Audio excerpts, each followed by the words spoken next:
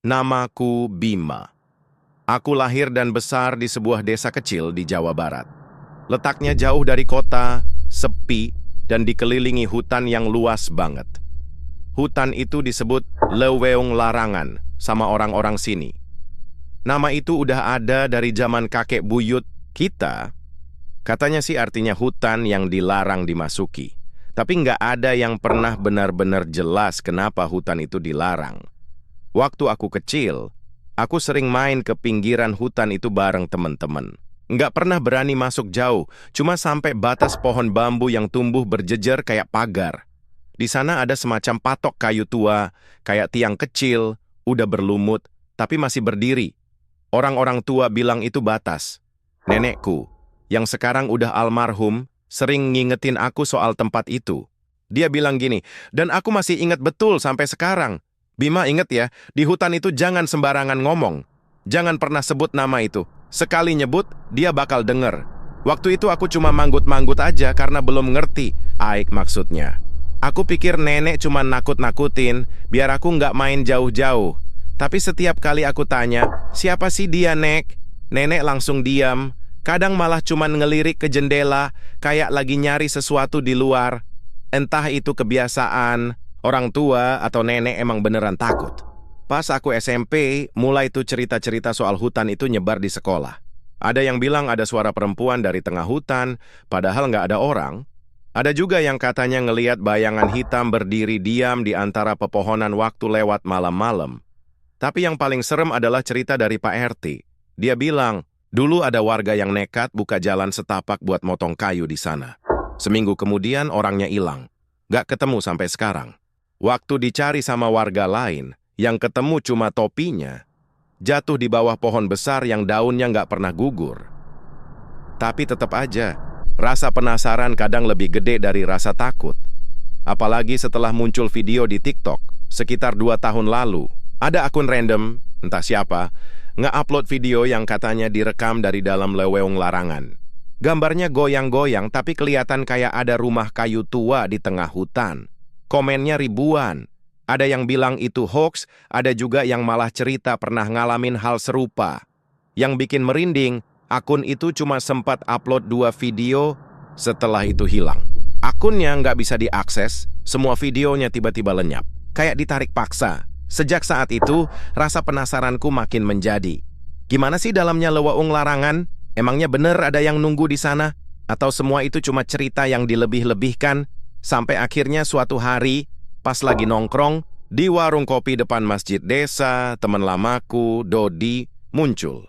Dia sekarang tinggal di kota, kerja jadi editor video. Dia pulang karena mau istirahat sebentar dari kerjaan, katanya lagi burnout. Kita ngobrol panjang, dan tentu aja topik soal hutan itu muncul. Dodi, yang dari dulu emang kepo banget, langsung nyeletuk. Gue pengen masuk ke hutan itu, Bi. Kita bikin konten. Lo kan bisa narasi horor tuh. Gambar gue yang urus, siapa tahu viral. Aku cuma ketawa waktu itu. Kupikir dia bercanda. Tapi 2 hari kemudian, dia beneran datang ke rumah, bawa kamera, tripod, sama drone kecil. Mukanya serius. Dia bahkan udah ngajak satu teman lagi, namanya Asep, yang kerja di studio kreatif juga. Katanya, mereka udah siap kalau ini dijadiin proyek dokumenter horor buat YouTube. Awalnya aku ragu banget, apalagi aku masih ingat pesan nenek soal jangan sebut namanya. Tapi di sisi lain, aku juga ngerasa ini kesempatan. Channelku juga lagi seret view. Dan aku pikir, ya udahlah, asal kita nggak kurang ajar dan tetap sopan, mungkin aman-aman aja. Malam itu aku nggak bisa tidur. Aku keluar rumah, duduk di teras sambil ngeliatin arah hutan. Jaraknya cuma sekitar 800 meter dari rumahku. Dari sini, kalau malam dan nggak ada kabut, kita bisa lihat bagian atas pohon-pohon besar di sana. Tapi malam itu beda. Angin berhenti, suara jangkrik pun kayak hilang. Aneh, kayak alam lagi nahan napas. Tiba-tiba aku keinget lagi omongan nenek waktu terakhir beliau sakit keras. Aku duduk di samping tempat tidurnya, megang tangannya. Dia bisik pelan banget, hampir nggak kedengeran. Kalau suatu hari kamu dengar suara manggil dari hutan itu, jangan dijawab, Bi, karena yang manggil bukan manusia. Rambutku langsung meremang waktu itu.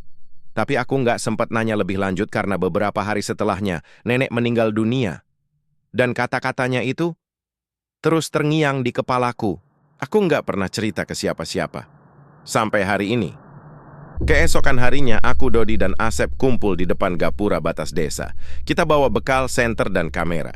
Asep bawa 1 botol air kelapa muda yang katanya udah didoakan sama bapaknya sebagai penangkal kalau ada yang aneh. Sebelum masuk ke jalan setapak, aku sempat berhenti dan melirik patok kayu tua di pinggir hutan. Aneh. Sekarang bentuknya kayak lebih tinggi dari dulu. Kayak tumbuh. Atau mungkin cuma perasaanku aja. Tapi batinku udah mulai ragu. Beneran nih kita masuk? Tanyaku setengah bercanda. Dodi langsung nyengir. Yakin, Bi? Udah nggak usah takut. Kita cuma ngeliput. Nggak ganggu apa-apa. Aku ngangguk pelan. Tapi entah kenapa, waktu langkah kakiku menyentuh tanah basah di balik batas hutan itu, dada ini langsung berat. Kayak ada sesuatu yang ngintip dari balik pohon.